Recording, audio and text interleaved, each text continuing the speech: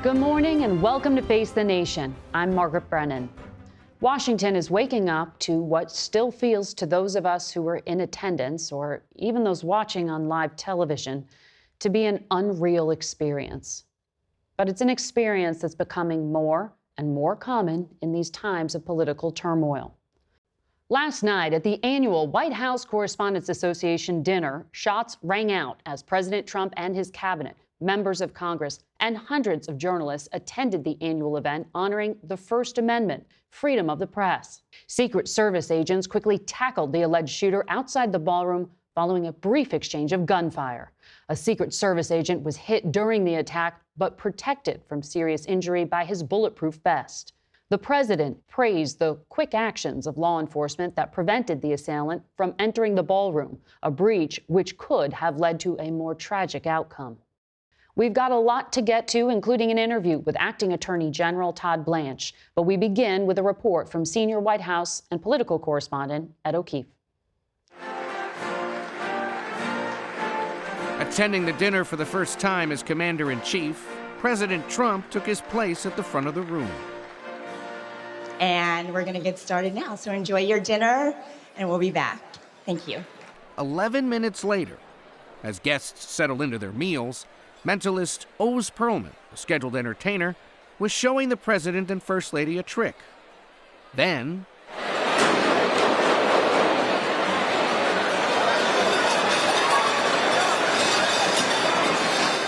in the back of the room, plates crashed as attendees dove to the floor and under tables. Some could smell gunpowder. In 10 seconds, the Secret Service surrounded and whisked out the first couple. They nearly lifted the vice president out of the room. Surveillance footage shows the suspect, 31-year-old Cole Thomas Allen of Torrance, California, raced by magnetometers just a staircase above the ballroom. He was quickly tackled and apprehended.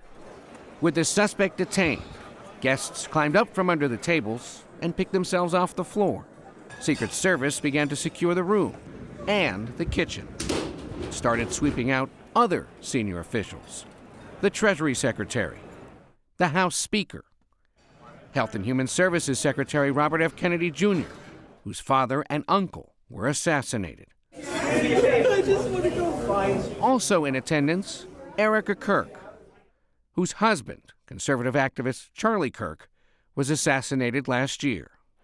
The White House Correspondents' Dinner is one of the biggest events of Washington's social calendar, held at the Washington Hilton, one of the capital's largest public spaces. It's also where President Ronald Reagan was shot in March 1981 after speaking in the very same ballroom.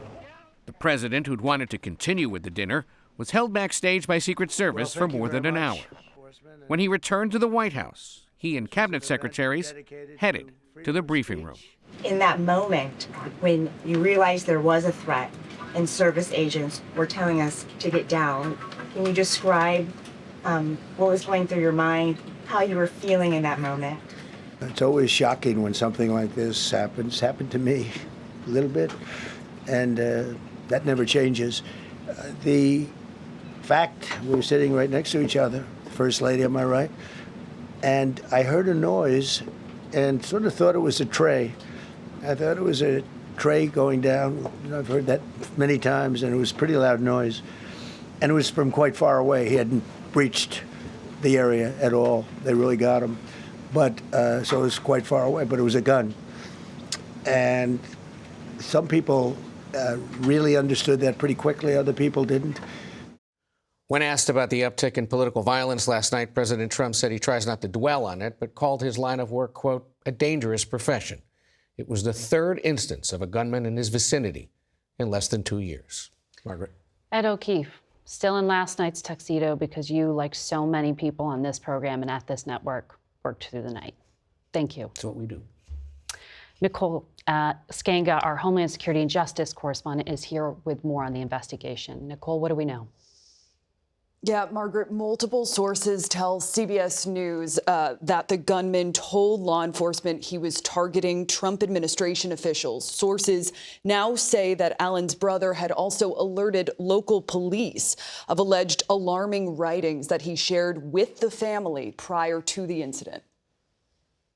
CCTV video reveals the moment the 31-year-old suspect sprinted past a security checkpoint, charging toward the ballroom where President Trump, cabinet officials, and roughly 2,500 guests were assembled. It is clear, based upon what we know so far, that this individual was intent on doing as much harm and as much damage as he could. Cole Allen, a teacher from Southern California, opened fire at a uniformed division officer of the U.S. Secret Service before agents tackled him to the ground, handcuffing him. He was armed with a shotgun, a handgun, and multiple knives.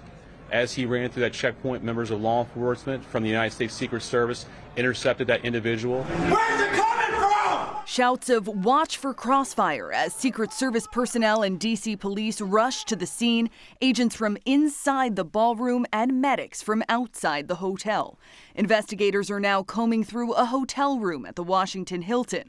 Authorities have also begun searching his California residence. The public should also rest assured that there will be no stone unturned during this investigation.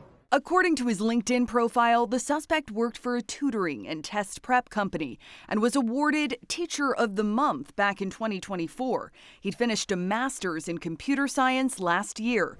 He's now facing 2 felony charges, including assault on a federal officer. White House officials tell our CBS News' Jennifer Jacobs that authorities have found anti-Trump and anti-Christian rhetoric on the suspect's social media accounts. We're also told by law enforcement sources both of his firearms were purchased legally in California. As for the defendant, Margaret, he'll appear in federal court tomorrow. We go now to Acting Attorney General Todd Blanche. Welcome. Good morning. And I'm glad you are safe, sir. It was a harrowing night. You as well. It was a harrowing night. I want to get straight to what we know now in the light of day. The FBI, as I understand it, has gone to a home in Torrance, California, believed to belong to the alleged shooter, most likely into his D.C. hotel room as well. What have they discovered there? What do we know? Yes, that's right. So the FBI worked all night working with local law enforcement, working with the Secret Service. They've executed various search warrants on locations, also on devices that were recovered from the suspect. This investigation is just over 12 hours old, so we still are actively looking at everything that happened. But as of now, we have collected a fair amount of evidence, which we're now going through. Any indication at this point that he was part of a group? Was there any foreign nexus to the inspiration for the violence he attempted last night? We're still looking into motivation, and that's something that hopefully we'll learn over the next couple of days. We do believe, based upon just a very preliminary start to understanding what happened, that he was targeting members of the administration.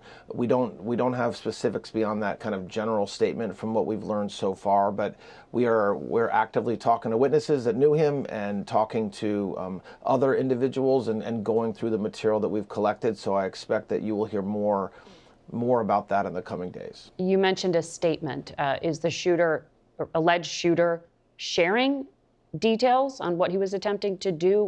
What makes you say it was a threat to administration officials writ large?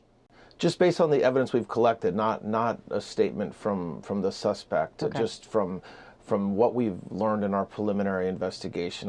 He's not actively cooperating. I expect that he will be formally charged tomorrow morning in federal court in Washington, D.C., and we'll go from there. So the Secret Service has said that the suspected gunman was staying in the hotel. He walked up to a security checkpoint with a shotgun, handgun, and multiple knives. How long had he been inside that hotel, and was there a security protocol for guests? We're still understanding the security protocols that led to him being able to have firearms in that hotel. We do believe he was staying in the hotel in the days leading up to last night. We believe that he traveled by train from Los Angeles to Chicago and then from Chicago to Washington, D.C. As far as what happened with him coming down and breaching the perimeter, as you've seen from some videos that have already been released, he was apprehended and subdued feet away from breaking the perimeter. So we were all safe inside, and that's a testament to the Secret Service doing their job and to law enforcement doing exactly what we hope and expect them to do in a time. They train for this their entire careers, and many of them never actually see it happen in real time, and it happened last night, and they reacted exactly as they should have. So the alleged shooter, as we just said, had multiple weapons in his possession. Here in the District of Columbia, open carry is not permitted. You just said he traveled from California across the country by train. At this point, are you thinking at the federal level of changing security protocols in any way to, for example, match on trains what you are expected to go through when you fly, where you do have to declare a weapon when you cross state lines? How did he travel by train without any challenge and arrive here in the nation's capital? And look, this isn't about, in my mind, changing the law or making the laws more restrictive around possession of firearms. It appears he purchased these firearms the past couple years. We don't know how those firearms ended up in his possession in D.C. We can make some assumptions based upon what I just said about how he got to D.C. But I don't think the narrative here is about changing laws or making our laws more restrictive. This is about law enforcement who are doing their jobs and a suspect who tried to do something and failed miserably. Yeah. Well, I'm not talking about changing the law in terms of possession of a firearm. I'm asking about crossing state lines with that firearm and arriving in the Capitol. If you try to fly, you do have to have your firearms declared in some way. You don't when you get on a train.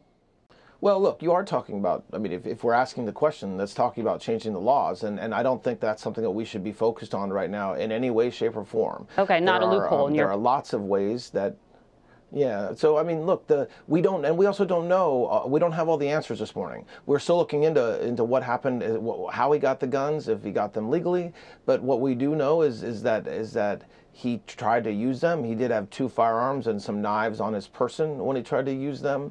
And he was stopped before he got anywhere near the president, before he got near any of us that were in the room at the time of that this occurred. And that's again, we can't overlook, and I'm not suggesting you are, but we can't overlook the great work of the Secret Service last night. No, absolutely. We're all thankful for that. But we do see these kind of threats at the local and state level as well for those who aren't as heavily protected as all of us in that room were last night, which is why I ask you if you're reviewing that. U.S. Attorney for the District of Columbia, Jeanine Pirro, said the suspect will be charged with 2 counts, using a firearm during a violent crime and assault on a federal officer using a dangerous weapon. Do you, at this point, anticipate further charges? Yes, we'll see about further charges. So that's one of the things that we need to go through the evidence. So there's a lot of federal charges that could be in play beyond those 2 charges, but it depends on on us understanding his motive, his intent, his premeditation, what led into him deciding that he was going to do what he did last night. But just to be clear, those are very serious charges. He will face a judge as early as tomorrow morning for those 2 charges. But the investigation is brand new, and so we will continue to investigate. And if there's more charges, they'll be brought. He'll be charged via complaint, and that'll be tomorrow morning, and then an indictment will come thereafter, and there could be additional charges in that indictment, but we have to see as the evidence develops. So you must have attended past Correspondents' dinner. I mean, for over 50 years, they've been held at this hotel. Last night, it was extraordinary because we had the president, the vice president, the Speaker of the House, the Secretary of State, the Secretary of Defense, the Secretary of the Treasury, all in the same room. Those are 5 out of the top 6 leaders in that line of succession for this country, should something have actually happened to the president himself. Was there planning for that? I mean, when we have the State of the Union, there's a designated survivor. Was there an increased concern about gathering all of our leadership in that room last night?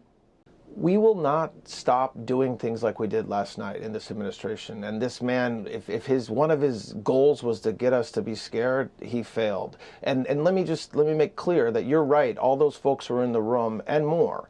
And yet we were all safe. Law enforcement did their jobs. And so President Trump said last night, and he means it, and I very much agree with him, that this type of conduct will not deter him. It will not stop him from living. It will not stop him from doing his job. And that is not only him, but the vice president, the cabinet, the law enforcement, you all, journalists. You're not going to stop doing your jobs either because of this lone man that did what he did. And so this is something that we all are still reacting to because it's fresh. But I assure you that the types of things that you saw last night and the president being out there and available to the American public, that will not change because of what this guy tried to do last night. Well, there has been reporting over the past few months that due to this increased threat environment, both on the domestic front, but also because of the war in Gaza, because of the war in Iran, that there is an intensity to this moment, and that there had been an effort to not allow the vice president and president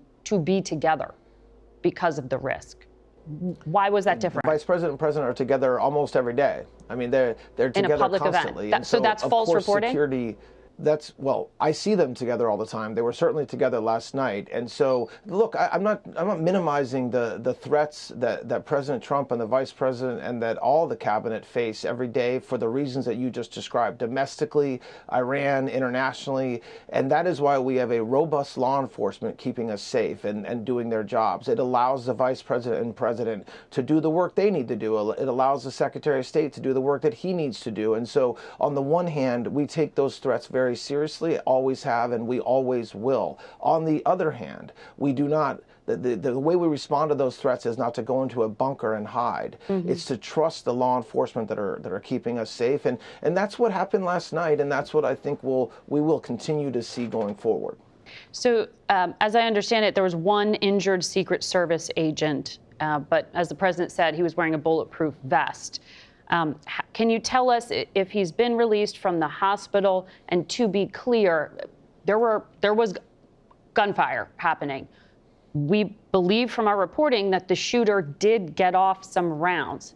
Was it the alleged shooter or alleged assailant here who shot the Secret Service agent? That's what we understand as of now. And the president spoke with him last night. He was in great spirits. He apparently didn't really even want to go to the hospital, although he was certainly injured, and it was the right thing. As far as whether he's been released, I don't want to get into his medical situation. That's not fair to him. But enough to say that we all heard his voice last night. The president gave him words of encouragement and appreciation and thanking him for the work that he's doing for all of us. And I will tell you, he was in very good spirits, and so that's a tragedy avoided, and it is because he was wearing a bulletproof vest. I have to let you go, but writ large, is there thought of increasing the country's security posture after last night? We have every single day we're focused on our security, and so I promise you that the work that we were doing yesterday will continue today, and if there's things that we need to adjust, we will. But last night was, of all the bad things that happened last night, and there were a lot, it was a tragic evening. It was also a success story when it comes to the Secret Service and FBI and law enforcement, of which we're very grateful.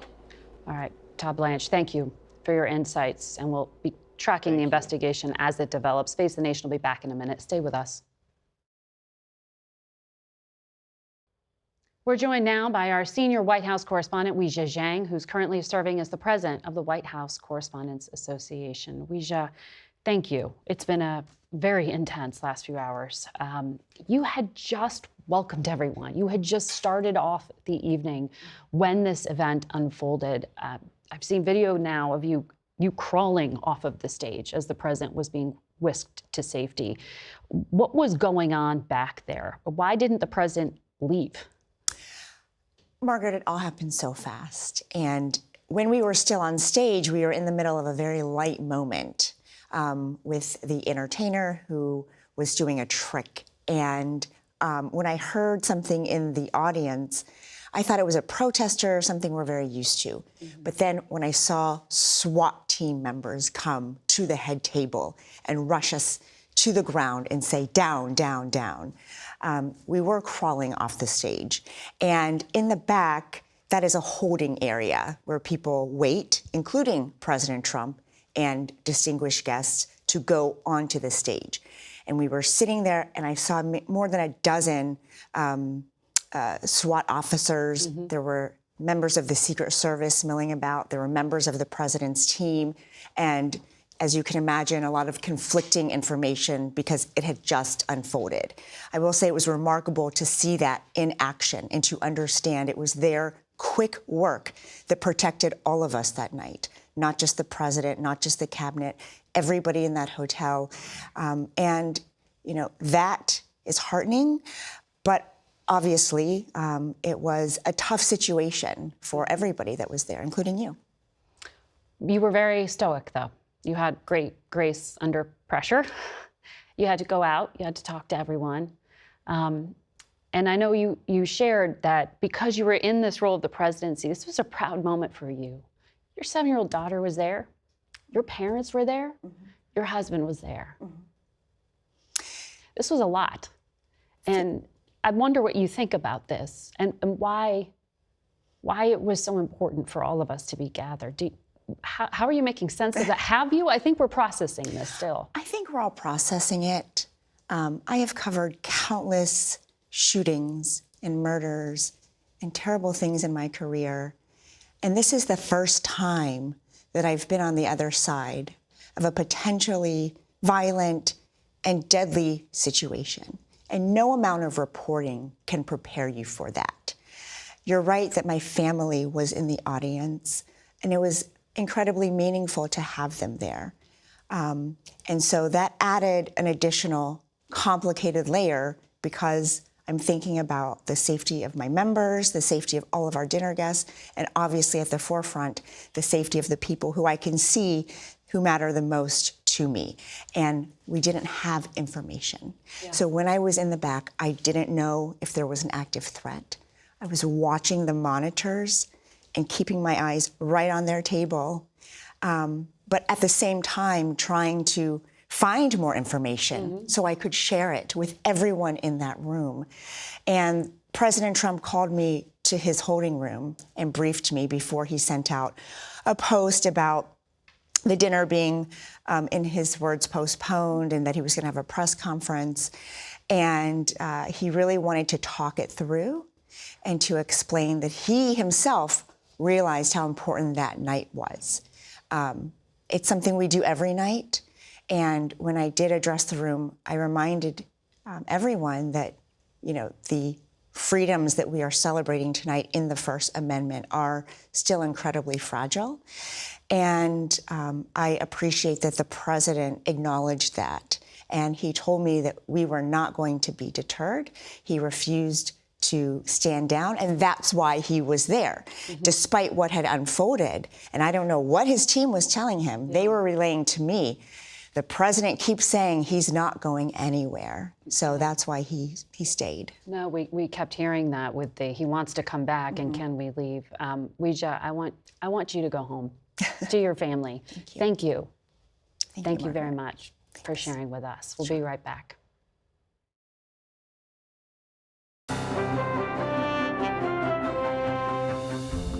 We turn now to Samantha Vinograd. She was a top Homeland Security official in the Biden administration, is now a national security contributor here at CBS. And A.T. Smith is a former deputy director of the Secret Service and now a CBS law enforcement analyst and joins us from Greenville, South Carolina. Good to have you both here. Sam, you were in the room with us, sheltering with some of our colleagues.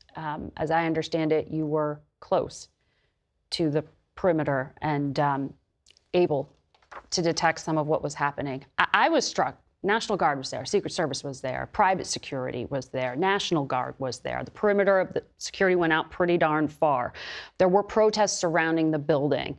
They weren't just protests about Trump, there were protests around Jeffrey Epstein, there were protests about the corporation that owns this news network, there were protests about the Iran war. How did you assess the security situation last night? Well, Margaret, I think a lot of us are waking up this morning and asking the basic question of, is anywhere safe? And the reality is that in this country, we are facing the most complex threat environment in our nation's history, in particular from lone actors, individuals who radicalize to violence, often online. In this scenario, two things can be true. It can be true that law enforcement and intelligence professionals prepared exhaustively for last night. Weeks of planning, intelligence gathering, physical security barriers, officers on site. But it can also be true that in this moment, in this security environment, the paradigms of the past may not be sufficient to meet the moment. And with that in mind, security professionals as well as private citizens need to rethink what it is going to take to actually secure these mass gatherings where there are so many protectees, and what it's going to take to secure communities. It's frightening. I mean, we were in a room with the most heavily guarded man in the world, and yet this happened. The acting attorney general said the system worked. In your view, did the system work? The system did work in terms of what the Secret Service trains to do every day when it comes to covering and evacuating a protectee. And as you saw, the security plan there had the scenario where the president and the vice president exited different ways. They exited in different ways than the normal folks had come into the gathering. Having said that, the Secret Service, as I've said many times, no one is more critical of themselves than the Secret Service. So they're going to have to look at this very diligently in terms of this individual, how he was able to run that magnetometer as he did and get as close as he did with two firearms. That is not acceptable, and they will have to try to figure that part out and see what the intelligence and the investigation is going to bring in terms of what this individual's history was. And then, as you said earlier, Margaret, try to figure out exactly how he got those guns into the hotel. Did he avoid, as you said, taking an airplane to get there, and by using a train and so forth, was able to secrete them in some way and get them there. So it's a tough thing. The Secret Service was very successful in how they did that. And as Sam said, the perimeter around the hotel was exhaustive. But again, anytime you have a breach like this, you've just got to address it and be your worst, critic. AT, I was speaking with some of our producers before the program. Many of us have traveled with the president in the past, and past presidents and other high-level officials. When the president goes overseas, or the vice president, they typically take over an entire hotel. Secret Service really locks the place down. That didn't happen last night here on U.S. soil. Is that the kind of thing we're going to start seeing, that it'll be more sort of like an Israeli model? You may have to, particularly, it's difficult because you have obviously a hotel that's open to the public. They have other guests that are unassociated with the event last night, and they are going to have to take a hard look at how you maybe screen those guests coming in. It's very hard to necessarily know everything about everybody that's there, but probably one safety scenario would be what you just said, to more or less lock down the hotel. We don't normally do that in the United States, and usually the Secret Service is very successful at coordinating and sort of corralling that area, like the ballroom that's going to be used for the event, and making it secure. But again, they'll have to take a look at that. And I said also that this was not a national special security event, but the planning, preparation, the weeks of work really align it to that kind of a security plan. So I'm sure in terms of perimeters, that was all done. Sam, I think you make such a great point, which is essentially you can't protect against the unexpected, right? You can't protect against everything. We've talked about this, though. I mean, as parents, as human beings, and being in that room, so many of those lawmakers, so many of those journalists are dehumanized. They are attacked online. They are attacking each other. You have a high level of animosity in the public space.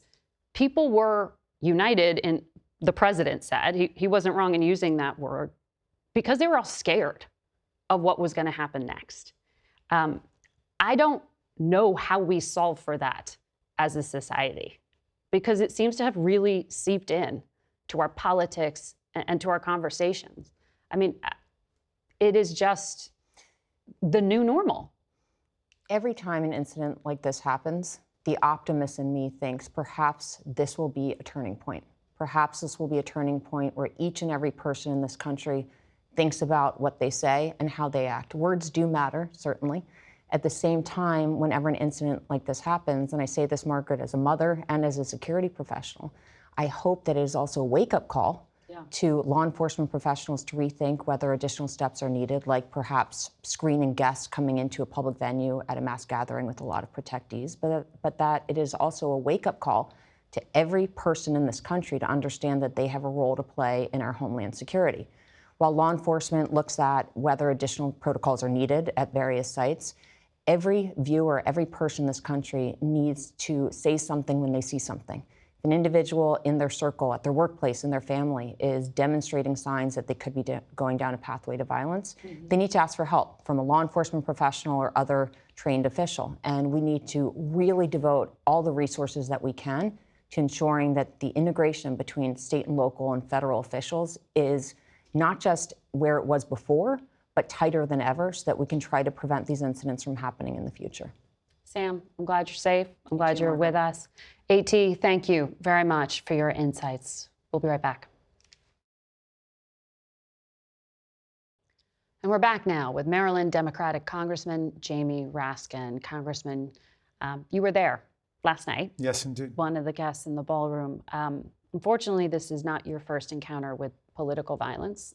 For many people in that room, the president, Steve Scalise, who survived a shooting himself, Charlie Kirk's widow was there, RFK Jr., as we mentioned, and you were at that Capitol on January the 6th, sheltering in fear for your life at that period of time. How did that influence what happened last night? What did you do? So I had just entered the room and I was talking to some reporters who approached me from the Boston Globe. Their table was right near the perimeter as I was entering the ballroom. Kerry Kennedy was their guest, and we were in conversation when there were 3 loud booms. I heard some screams, plates, glasses, silverware hitting the ground, and then everybody was yelling, "Get down."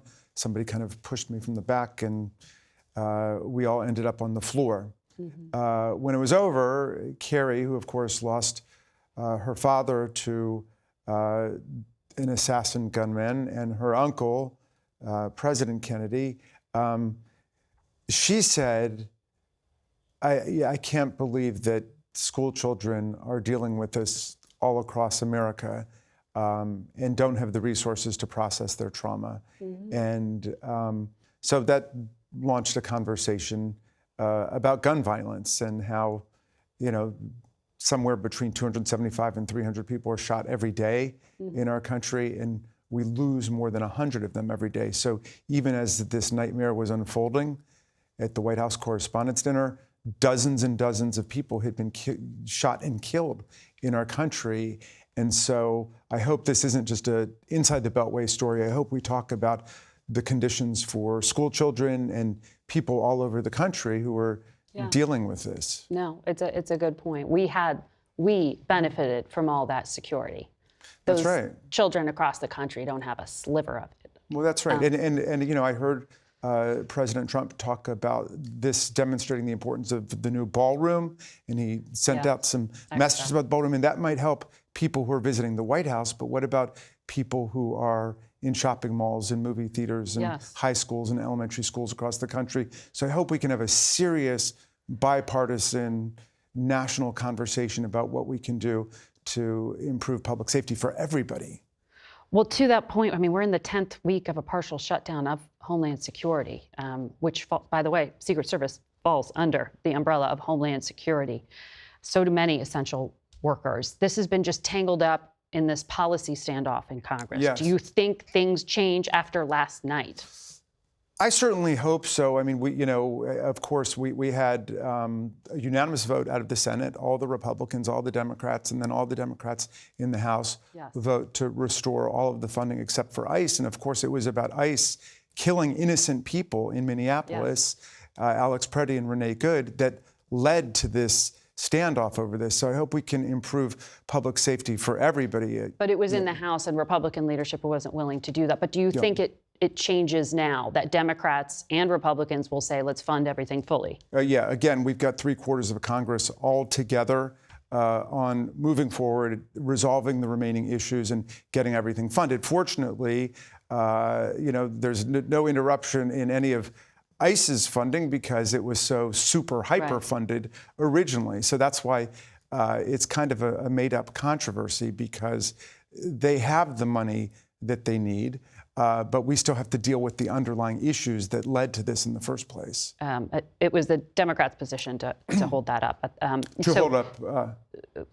To make the argument over changes policy-wise to ICE and CBP. Well, right, after the killings in Minneapolis. Yes, absolutely. And the vast majority of American people agree. Okay. Well, no, what's made up is the idea that ICE somehow isn't getting its money. Got it. It's been getting, it's got the money for a long time because of the original, big, beautiful bill. The president, I want to make sure that I recognize what he said, because we don't hear him speak this way very often. He said, I asked all Americans to recommit with their hearts to resolve our difference peacefully. And he talked about being unified with members of the press. Yes.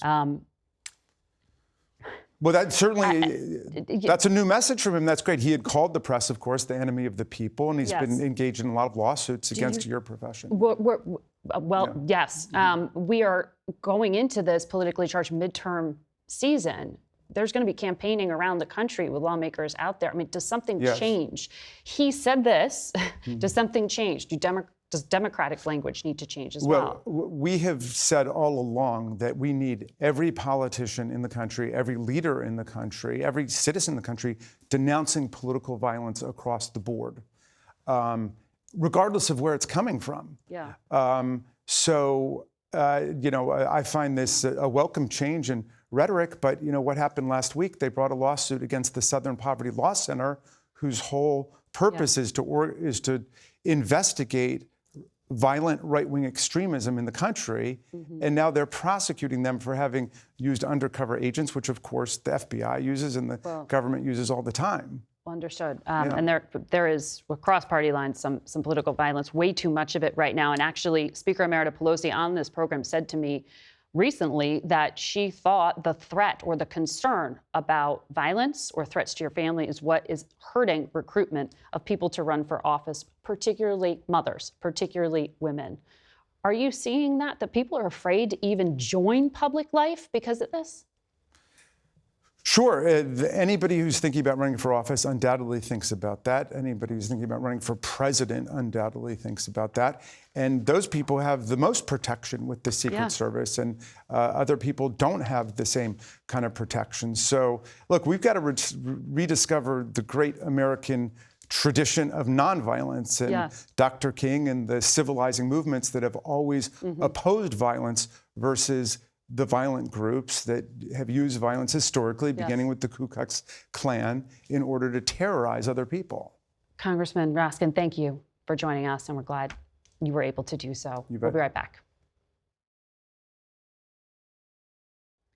We turn now to the British ambassador to the United States, His Excellency Sir Christian Turner. Good to have you here. Good to be here, Margaret. Thank you. You too were in that ballroom last night. You've had a lot of security training for unstable countries where you have been posted as a professional diplomat over the course of your career.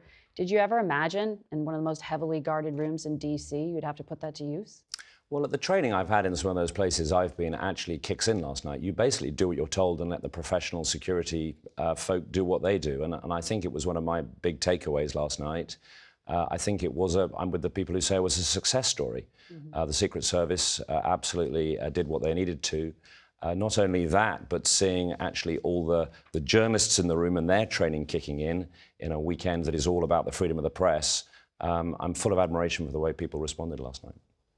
Well, me too, but you have a week ahead of you because King Charles and Queen Camilla are expected to arrive tomorrow.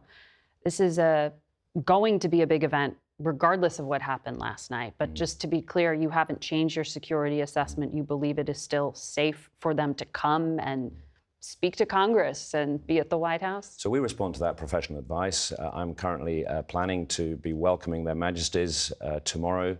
But of course, our team's been in touch way through the night and will be through the day to see whether the events of last night have any change in our operational planning, and I'm very confident that Their Majesties will have the very best security throughout the visit. All right, because there is another big ballroom gathering planned, right, for the king? It's going to be an extraordinary 3 or 4 days for us, Margaret. We've been planning this visit for years, really. It's the 250th between our two countries. I'm in a somber background after last night for all of us, but I still hope we'll be able to showcase this moment and make it the celebration that it deserves to be. Well, a celebration, but to be clear, it's also a bit of repair work, right, to the special relationship. The president had been quite upset with your Prime Minister, Keir Starmer, who didn't initially support the offensive operations by the U.S. and Israel against Iran. And the president was very clear he was not happy with him. He mocked him. He said he's no Winston Churchill. He said it was too late for the UK to even offer help. And then there was other tension about the UK as a NATO ally. How much repair work is this visit actually about? Yeah, well, the extraordinary thing in the British Constitution, of course, is the king is above politics. I have to remind people he's never given... a definite political asset, let's be clear. But he's never given an interview, which I have to remind people, because, of course, he's the head of state, but he's not the head of government. So, actually, that's why we can make this a moment to step up and step back. And I think, just to take it back to last night, the other takeaway is that strong sentiment you were just discussing with your last guest, the president calling for us to resolve our differences peacefully, that there is no place for political violence in any of our democracies. These are enduring messages. They're baked into our political makeup, into your political makeup. That ability for us to look back, we had a small difference of opinion in 1776. We've been through that. We've come a very long way. And that, in a way, for me, is what is so enduring about this relationship. It's that we've had differences. Thatcher to Reagan, Roosevelt with Churchill, actually, over how to handle Stalin. These are moments in the relationship, but actually it endures because it is so deep on security, yes, NATO, on our investment. We are the largest investor in 21 states, $430 billion of trade. The statistics come out, but it's actually about the people that we want this to focus. So I'm very confident that's where we will want to focus our time this week. And I should add, the Prime Minister spoke to the President this morning after the incident. The King sent a personal message to the President and First Lady. So actually in diplomacy, it's as much personal as it is political. Well, on the diplomatic front, the UK has been convening European countries to try to figure out what to do with the Strait of Hormuz after combat ends. You know the Iran file quite well. You were previously a negotiator here. What's your assessment on who is running Iran right now and whether we see an end to this conflict anytime soon? So it's difficult in Tehran. There are clearly some divisions. You pointed to that initial disagreement before the war, but since then, Margaret, actually the UK has been doing a lot. We were using our bases for defensive strikes. We've flown something like 2,000 sorties with aircraft in the Middle East, shooting down drones and missiles to protect our allies every night in very close coordination with the US. And of course, our intelligence base, we don't talk about it much, but it's the absolute foundation of so much that is going on. We share the same intent, the same policy as the US. We want to constrain this regime and its threat. We want the straits open again. So this coalition you refer to that President Macron has worked with my Prime Minister Keir Starmer on, what we want that to do, something like 50 countries coming together to work out. Secretary Hegseth called it silly. He said it was just a bunch of meetings. Well, it is. What are you going to plan to do? It is planning, once the straits are open, to ensure that the navigation we need has got the assurance of a whole package of boats, of drones, of intelligence to be able to make sure that shipping goes through, because that's what American citizens need, that's what British citizens need, the people of Asia need. The global economy is suffering, and we want to see that resolved. It is indeed. Thank you, Ambassador. Good luck this week. We'll be right back. A night to celebrate the First Amendment abruptly ended by a gunman permitted by the Second Amendment to own those weapons. Gun violence is not new in America, but the threat of violence is now a cost of public life. It permeates our politics. Last month, Supreme Court Justice Roberts publicly appealed for personal attacks on judges to stop. U.S. Marshals report there were 564 threats last year, and nearly 15,000 against lawmakers, staff, and their families, according to U.S. Capitol Police. Multiple Trump cabinet members now live on military bases for their own protection. No such fortress for the federal and state officials who face growing number of threats in communities across the country. There's a marked increase in harassment and threats of physical violence to journalists in the U.S. from the very public they are working to inform. As the nation wonders how to keep the next gunman out, let's also reflect on how we let this hate in, how we stop it from corroding our democracy, and grasp onto our civility before we lose it. That's it for us today. Stay tuned to CBS News 24/7 for all the latest on this story, and be sure to tune in to the evening news tonight. Tony DeCopa will anchor from the White House. Due to breaking news today, we will air our interview with Chevron Chairman and CEO Mike Wirth next Sunday. Thank you to all my colleagues at CBS. I'm Margaret Brennan.